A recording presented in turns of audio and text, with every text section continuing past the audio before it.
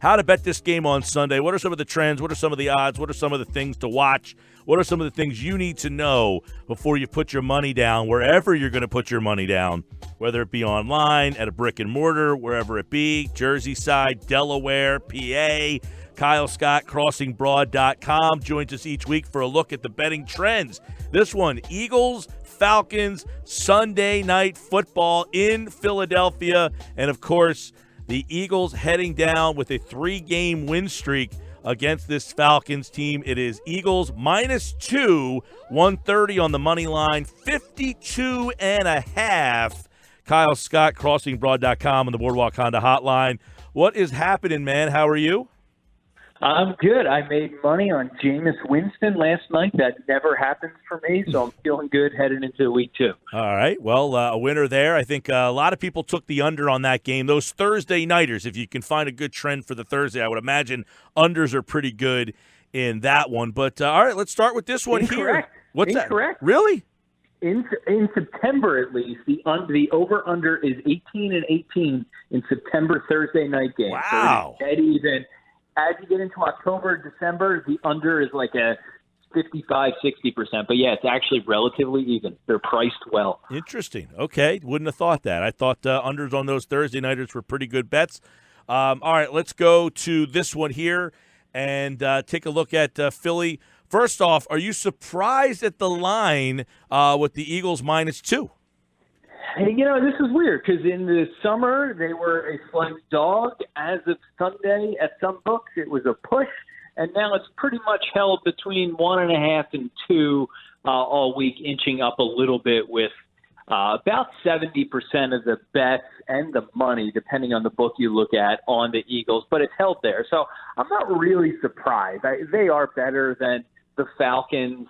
The Falcons do tend to get a lot of respect at home, which it doesn't seem like they're getting here. So maybe a little bit surprised that it's moving the Eagles' favor, but I think it's priced correctly. If you look at, pregame predictions on sites like 538, they have it pegged as 1.5, with the Eagles having a 55% chance to win. So everything is priced normally. There's nothing that jumps out in terms of where the price is or implied probability. How much now, in your opinion, or do you have the answer, now that you can bet legally in multiple states, has that changed for places as opposed to, like, you can bet in PA, you can bet in New Jersey and Delaware, and I don't know what the law is in Georgia yet, but, like, has that changed where the money goes based on where you can actually bet games legally?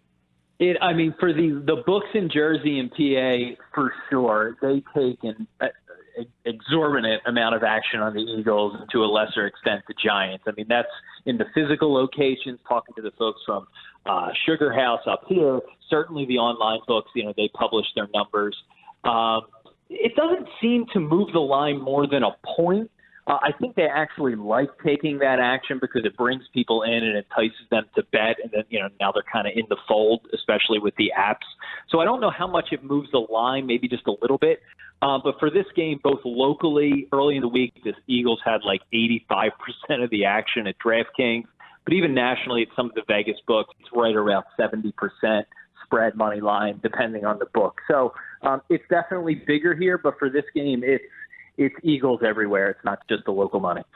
Hey, Kyle, when you mentioned that when the first lines came out that this was a pick'em, it's moved obviously in favor of the Eagles, but also I think the total started off around 50, 51. Now I've seen 52.5, and what I once liked being the over, now I'm starting to get a little, the higher that number goes.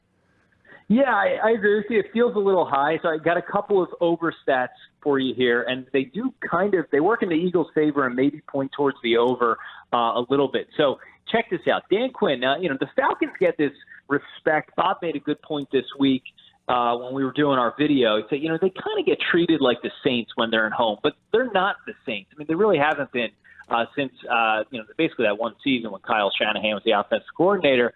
Dan Quinn is only 6-13 against the spread when the total closes at 50 or more, and he's only 6-11 against the spread when it closes at 51 or higher. And so that's a lot of, those are a lot of closing totals over 50. Doug Peterson, this will be only the third game he's coached in with the closing total over 50. He's 1-1.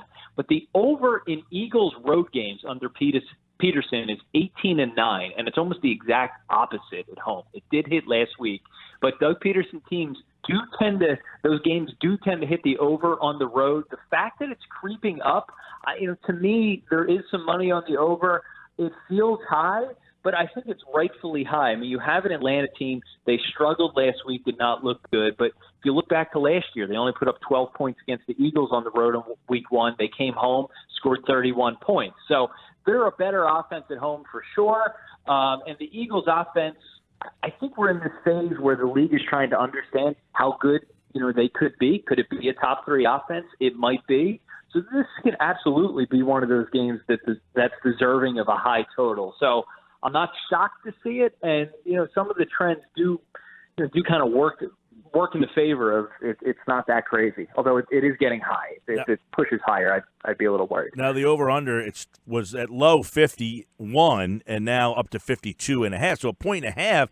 When you got two teams that have scored 15-10 and 18-12 the last 2 times. So, that is kind of interesting. I was surprised that the number was that high, and it's gone from 51 to 52.5 considering the last 2 games. I was a little surprised by that. Yeah, the under is 4-0 in the last 4 games between these 2 teams. Keep in mind, the last 3 of those were in Philly. Obviously, you had a cold playoff game. You had the kind of weird Thursday opener last year. So it's just a different environment. I mean, you're inside, or I don't know. They have that little hole in the roof, I guess, but you're effectively inside. Atlanta their offense is better at home. Even though Dan Quinn has struggled against the spread with these high totals, their offense is much better at home. And the Eagles' offense, quite frankly, I think what happens now when Wentz has a legitimate deep threat. By all accounts, Carson Wentz is healthy. This should be 2 very good offenses, at least in the situation. But yeah, that's the part that jumps out to me because it's so high despite their recent games.